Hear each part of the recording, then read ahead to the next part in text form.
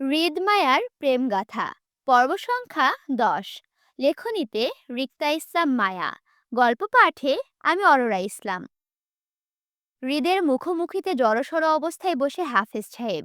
হৃদ খানের মতো মানুষের বড় বড় মুখোমুখি হওয়া চারটেখানি কথা নয়। যেখানে উনি নিজে অপরাধী, সেখানে ওনার ভয়টা বেশি। এই মুহূর্তে হাফেজ সাহেব তাই পাচ্ছেন। ক্ষমতাসীন দাপটের লোক হৃদ খান। নামে দামে পরিচয়ে বেশ প্রভাবশালী সে। এমন লোকের সাথে উনার মতন সাধারণ মানুষের টক্কর নেওয়াটা কতটা অন্যায় হয়েছে, সেটা তিনি বিগত মাস ধরে হাড়ে হাড়ে টের পাচ্ছেন। তাছাড়া প্রথমবার তিনি যখন হৃদ খানের মুখোমুখি হয়েছিল, তখন বেশ অপদ্মাস্তক হয়েছিল ওনাদের করা কর্মের জন্য। এরপর থেকে হাফেজ সাহেবের প্রতিটা দিনই কাটে ভয়ে, এই ভেবে না জানি আবার কবে হামলে পড়ে হৃদ খান নামক আতঙ্ক। হাফিজ সাহেব বুঝতে পারছেন ১.৫ বছর আগে সেই দিন রাতে ওনারা ভুল করেছিল হৃদ খানের বিয়ে ওই অপরিচিত মেয়েটির সাথে দিয়ে। কিন্তু ওনার বাবাও বা কি করত? দুজনের অবস্থা এমন ছিল যে যে কেউ দুইজনকে একসঙ্গে ওই অবস্থায় দেখলে ভাবতো তারা দুজন নষ্টামি করতে গিয়ে পুলিশের হাতে ধরা খেয়ে পালিয়েছে আহত হয়ে। যেমন ভুলের জন্য হাফিজ সাহেবের বাবা বিয়ে দিয়েছিলেন দুজনের। তিনি মনে করেছিল অপরিচিত মেয়েটি হৃদ খানের গার্লফ্রেন্ড হয়তো। কিন্তু কে জানতো তারা কেউ পূর্ব পরিচিত নয়। ওনাদের ভুলের জন্য আজ উনি বেশ অনুতপ্ত।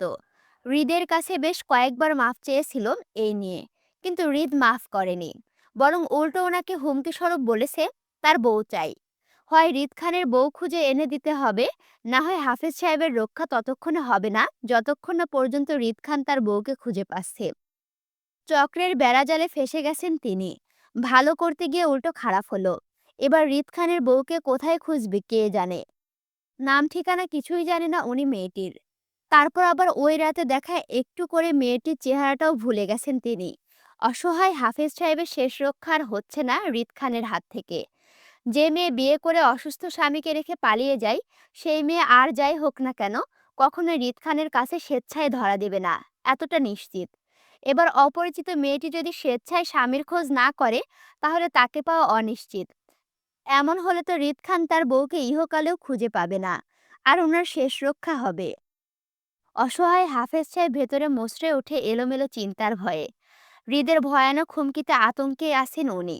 কি করে হৃদ খানের লুকায়িত বউকে খুঁজে বের করা যায় সেই চিন্তায় চিন্তায় বিগত মাস ধরে বাসায় যায়নি। বাড়িতে ঠিকঠাক ফোন করেও কথা বলে না। রাজশাহী থাকছে নিজের আম বাগানে। এমনকি হাফেজ সাহেবের ফোনটাও চুরি হয়ে গেছে হৃদের বাসায় আসার প্রথম দিনই। কিন্তু চিন্তায় চিন্তায় এখনো নিজের জন্য একটা ফোন কেনা হয়নি ওনার, আর না রেজিস্টার করা সিমটা ওঠানো হয়েছে। অফিসের ফোন দিয়ে একটু একটু কথা বলে বাসায়, ব্যাস এতটুকুই। কিন্তু এখন আবার কেন হৃদ খানের দ্বিতীয়বারের মতো ওনাকে ডেকেছেন, সেটাও উনি বুঝতে পারছেন। আর সেই জন্যই উনি এতটা ভয়ে আছেন। এই নিয়ে যদি হৃদ খান নিজের বউকে খুঁজে পাওয়ার কথা জানতে চায় ওনার কাছে, তাহলে উনি কি উত্তর দেবে হৃদ খানকে? কোথায় থেকে খুঁজে আনবে হৃদ খানের লুকায়িত বউকে? এমন পরিচয়হীন বউকে খুঁজে পাওয়া আদৌ কি কারো পক্ষে সম্ভব? ভীষণ বাজেভাবে ফেঁসে গেছেন হাফেজ সাহেব। সেই চিন্তায় এসির নিচে বসেও ঘাম ঝরছে কার্নিশ বেয়ে। হৃদ যদি ওনার সামনেই বসে, বেশ শান্ত আর গম্ভীর। হাফেজ সাহেবকে ঘামতে দেখে সোজা হয়ে বসলো। টি টেবিলের ওপর কফির মগটা হালকা হাতে হাফেজ সাহেবের দিকে এগিয়ে দিতে দিতে বলল, রিল্যাক্স হাফেজ সাহেব, ভয় পাচ্ছেন কেন? আমি কিছু করেছি? করি নাই তো। আপাতত আপনাকে কিছু করার ইচ্ছেও নেই আমার। তবে বউকে খুঁজে না পেলে অবশ্যই করব। রক্ষা নেই। নিন এবার কফিটা খান। আর মনোযোগ দিয়ে আমার কথা শুনুন। কিছু প্রশ্ন করব, ঠিকঠাক উত্তর দেবেন। তারপর কপাল ভালো থাকলে সুস্থ সবল বাসায় ফিরবেন। নয়তো আপনি আর ভাগ্যে যা আছে তাই। হৃদের হেয়ালি কথায় হাফেজ সাহেবের ভয় আরো জোরালো হলো। এমন ভয়ানক হুমকিতে উনার গায়ের পশম কাটা দিয়ে উঠল। জড়সড় অবস্থায় বসে থেকেও মৃদু কম্পন দেখা গেল ওনার পায়ে। শুকনো গলা হা হা করে উঠল তৃষ্ণার তোপে তৎক্ষণাৎ। তিনি ঠোঁট নাড়িয়ে কিছু বলতে গিয়েও গলা চেপে আসলো অদৃশ্য ভয়ে। হৃদ হাত বাড়িয়ে কফির মগটা এগিয়ে দিয়ে পুনরায় গায়ে এলিয়ে সোফাতে বসতে বসতে হাফিজ সাহেবের কাছে মনের দুঃখ প্রকাশ করার মতো হতাশ গলায় বলল, বুঝলেন হাফেজ সাহেব, বেয়াদব বউয়ের চক্রতে ফেসে গেছি আমি। না তাকে পাচ্ছি, আর না শান্তিতে থাকতে পারছি। এমনি কি শান্তিতে ঘুমাতে পারছি না, প্রচুর ডিস্টার্ব করে স্বপ্নে। আচ্ছা আপনিই বলুন তো, এমন ডিস্টার্বের বউ কি কারো হয়? আপনার বউ কি আপনাকে ডিস্টার্ব করে? আমার বউয়ের মতো বেয়াদব মহিলা? হৃদের হতাশায় বিস্মিত হাফেজ সাহেব। শক্তপোক্ত হৃদ খানও যে কারোর জন্য এতটা ছটফট করতে পারে সেটা তিনিও আজ নিজের চোখে দেখলেন। এত হুলুস-থুলুস করে কেন হৃদ খান বউকে চায় এবার তিনি বুঝতে পারছেন। তারপর মুখে কিছু বললেন না হৃদের ভয়ে। শুধু হৃদের কথায় অসম্মতি দিয়ে মাথা নাড়িয়ে না বোঝার যার অর্থ ওনার বউ বেয়াদব নয়, হৃদের বউয়ের মতো। হাফেজ সাহেবের সম্মতিতে হৃদ হেয়ালিপনা আরো বাড়ল। দায়সারা গলায় বলল, এজন্যই তো বেয়াদব বউকে লাগবে আমার। স্বামীর দায়িত্ব পালন করব, বউ পিটিয়ে সভ্য বানাবো। আপনি বরং ঝটপট আমায় কিছু প্রশ্নের উত্তর দিন। জড়সড় অবস্থায় কোনো রকম উত্তর করল হাফেজ সাহেব। বলল, জি। গুড। তো সোজা কথায় আসি। আপনারা যে মেয়েটির সাথে আমার বিয়ে দিয়েছিলেন, মানে আমার বউ, তার কাছে কি কোনো রকম ফোন দেখেছিলেন সেই দিন রাত্রে? বা কারো নাম শুনেছেন মেয়েটির মুখে? হৃদের প্রশ্নে তৎক্ষণাৎ উত্তর করল না হাফেজ সাহেব, বরং কপাল কুঁচকে সময় নিয়ে চিন্তা করল সেই দিন রাতে মেয়েটির কাছে তার কোনো ফোন দেখেছিল কিনা। উনার যতটুকু মনে পড়ে মেয়েটির কাছে কোনো ফোন ছিল না, বরং উল্টো মেয়েটি উনার কাছ থেকে ফোনের জন্য সাহায্য চেয়েছিলেন কোথাও ফোন করতে। তবে মেয়েটির মুখে কারো নাম শুনেননি তিনি। হাফেজ সাহেব সময় নিয়ে অনেকটা সময় ভেবে মনে করতে চেয়ে হৃদের প্রশ্নের উত্তরে বলল, না স্যার, মেয়েটির কাছে কোনো ফোন ছিল না, আর না কারো নাম শুনেছি। বরং মেয়েটি আমার ও আমার স্ত্রীর কাছে ফোনের জন্য সাহায্য চেয়েছিল কোথাও ফোন করতে। খুব সম্ভবত নিজের পরিবারের কাছে হবে। আপনারা ফোন দিয়েছিলেন? জি। অধৈর্যের ন্যায় হৃদ শুধালো, মেয়েটি কোথায় ফোন দিয়েছিল শুনেছেন কিছু? না স্যার, আমি বলতে পারবো না কিছু। আমার ওয়াইফ মেয়েটিকে আমার ফোন দিয়েছিল বাসায় ফোন করতে। এবার আমি বলতে পারবো না মেয়েটি সেদিন ফোন দিয়েছিল কিনা।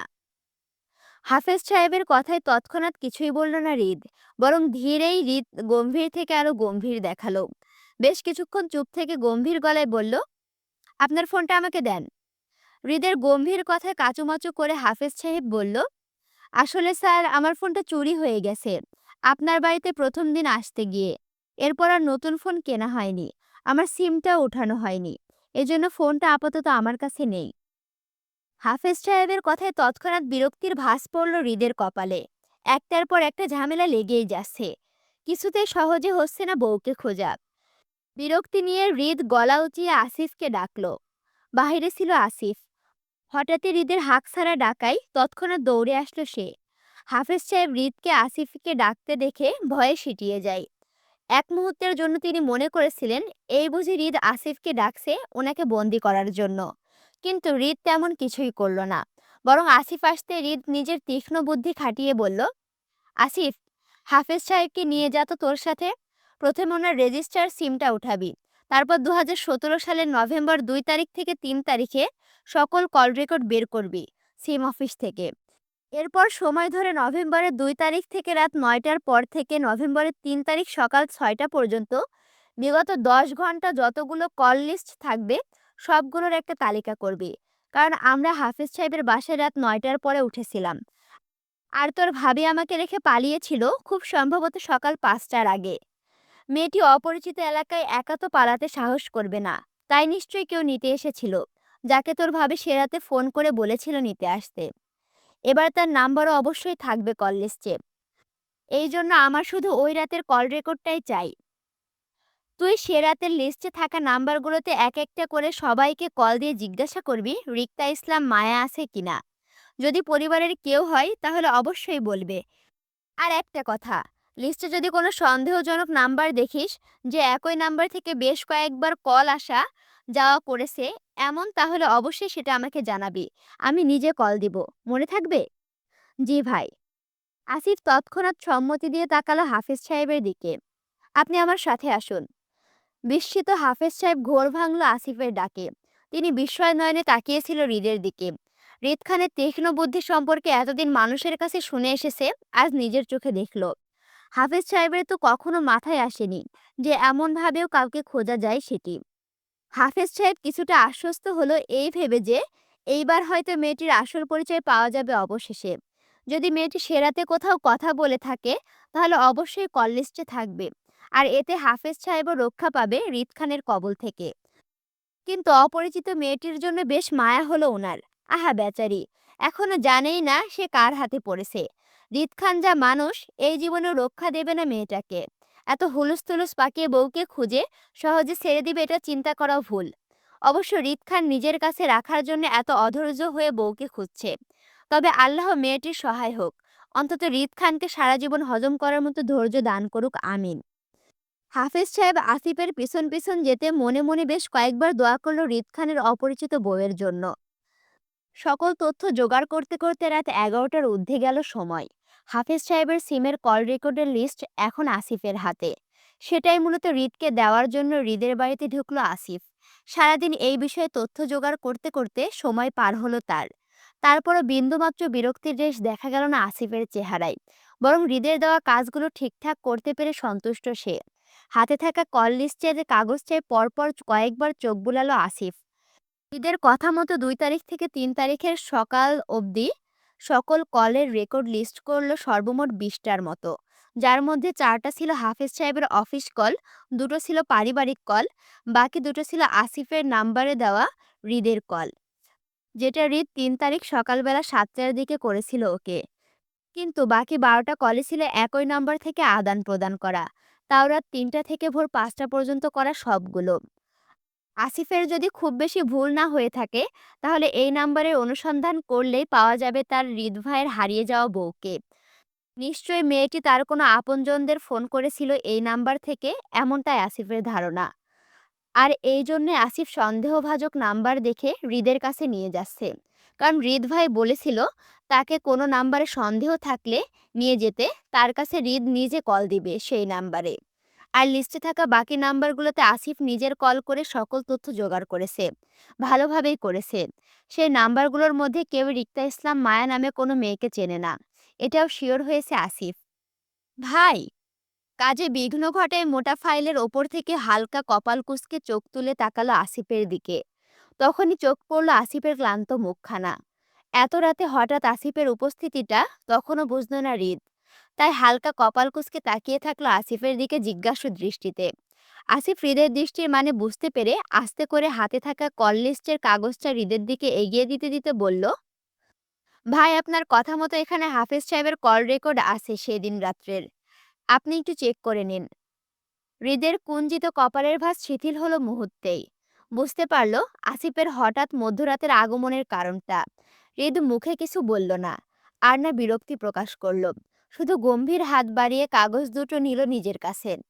কালো গুটি গুটি অক্ষরে প্রিন্ট করা নাম্বারগুলোতে চোখ বুলাতে আসিফ পুনরায় বলে উঠল, ভাই, এখানে টোটাল ২০টা নাম্বারের মতো আছে সেই দিন রাত্রের।